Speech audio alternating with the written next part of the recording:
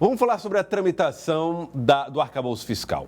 Os parlamentares estão agora aí, claro, recebendo, o próprio presidente Lula distribuiu a aliados próximos, enfim, o arcabouço fiscal, as normas e regras do arcabouço fiscal. Sávia, a expectativa agora é saber se há ou não uma tramitação tranquila para esse projeto ou se nós vamos ver grandes debates no parlamento. Eu diria até, Joelson, que já está aprovado.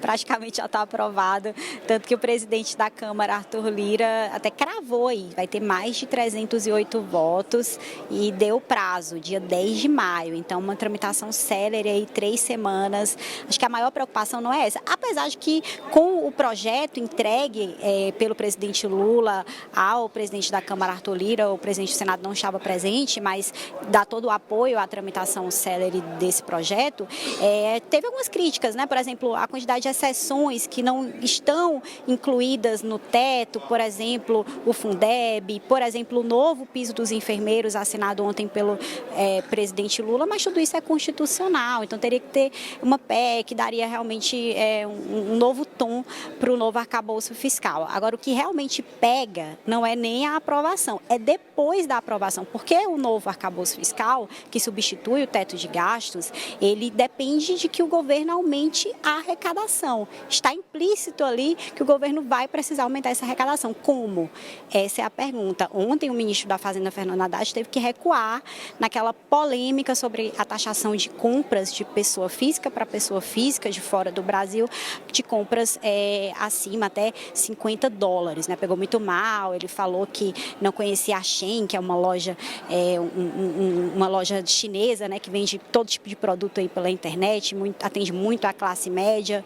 E ele disse que, na verdade, comprava um livro por dia, que só entende disso. Então, soou muito elitista, pegou muito mal e o presidente Lula mandou ele recuar. E quando ele fez esse anúncio do recuo, ele falou, olha, atendendo ao presidente Lula. Agora, a questão é que esses 8 bilhões que seriam cobrados não vão mais ser cobrados. E aí, o governo vai tirar de onde? Então, essa é a pergunta para depois da aprovação do novo arcabouço fiscal.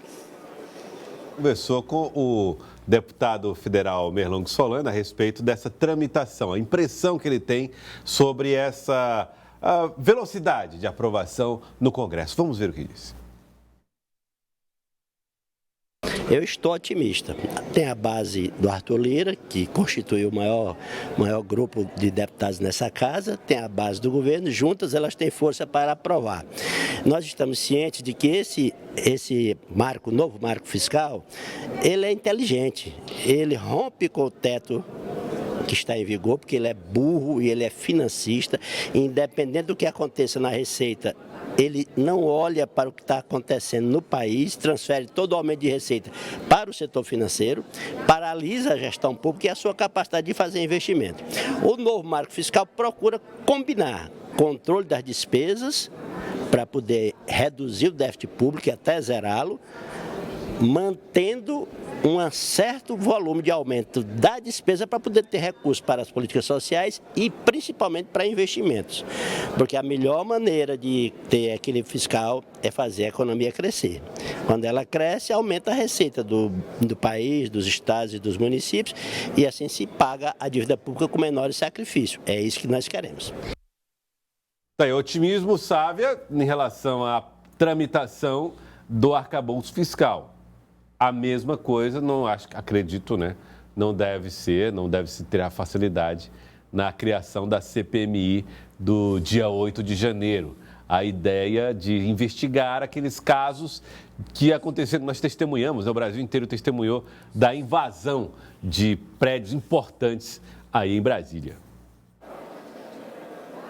Exatamente. E o deputado Merlong Solano, ele foi bem sincero, né? Porque a oposição, que é a autora desse pedido de CPMI, tem os votos, né? Já tem os votos. Então, é só uma questão de ter o quórum para que o presidente do Senado, ou seja, a quantidade de parlamentares presentes na sessão, para que seja realmente aberta a CPMI. Agora, o governo precisa encarar, né? Não adianta fugir da CPMI, mesmo que seja uma ideia da oposição que pretende pretende aí tirar o foco, de certa forma, das investigações do Supremo e da Polícia Federal sobre esse caso, a base precisa se organizar e colocar a sua narrativa. Vai ser um confronto de narrativas públicas, a gente vai assistir tudo isso e o governo precisa se organizar. O deputado falou sobre isso, Joelson. Parece ser irreversível. A gente tem tentado evitar porque CPI, primeiro, os órgãos estão atuando. Polícia Federal, Ministério Público, Justiça estão atuando, que são realmente quem tem os instrumentos para punir quem cometeu o crime. Agora, há todo o movimento, há uma grande quantidade de deputados, CPI termina, a oposição vai tentar de alguma maneira dizer que o governo foi responsável pelo que aconteceu no 8 de janeiro, isso pode desviar as atenções, quer dizer, tira mais tempo da gente, que poderia estar preocupado em cuidar de outros assuntos, como da reforma tributária, que logo em seguida vai entrar na pauta, mas é inevitável, e diante dela o governo não tem nada a temer. Nós estamos atuando na forma da lei e vamos continuar assim. Deputado, alguns interlocutores da bancada federal falam em reserva que ficaram um pouco decepcionados com os espaços no governo Rafael Fonteles, que a contribuição que a bancada deu para a eleição não teve esse retorno nos espaços. Como é que o senhor vê esse tipo de comentário? Eu já publiquei o que eu queria falar sobre esse assunto.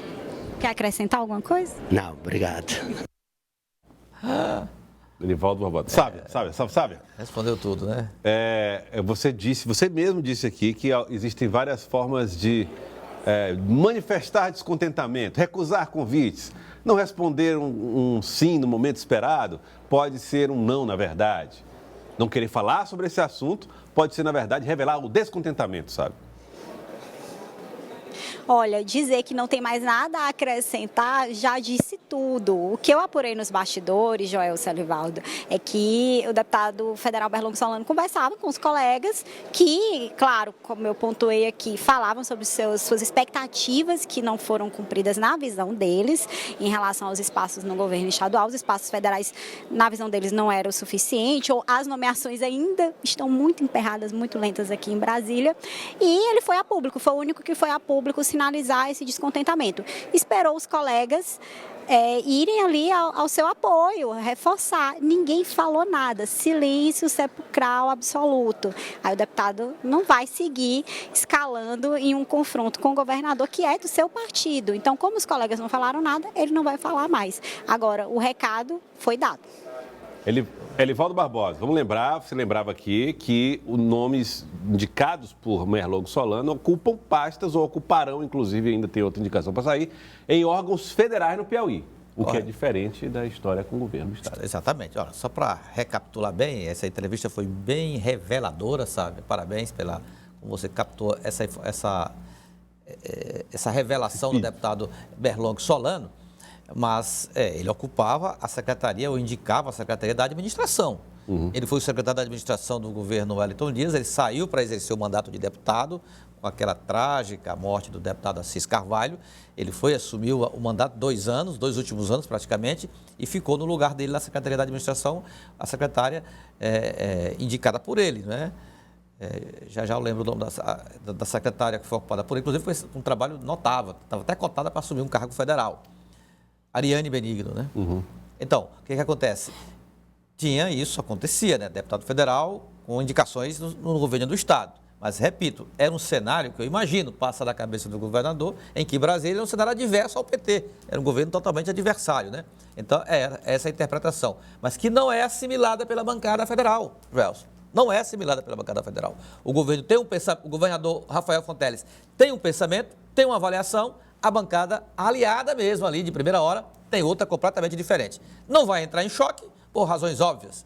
No começo de governo, como é que isso vai acontecer, esse embate público? Isso não vai acontecer, tem havido esse comedimento político em relação a expressar uma opinião mais incisiva com relação a essa insatisfação. Mas que ela é real, é. Está aí, tá posta, né, pela própria entrevista que a Sávia trouxe para nós.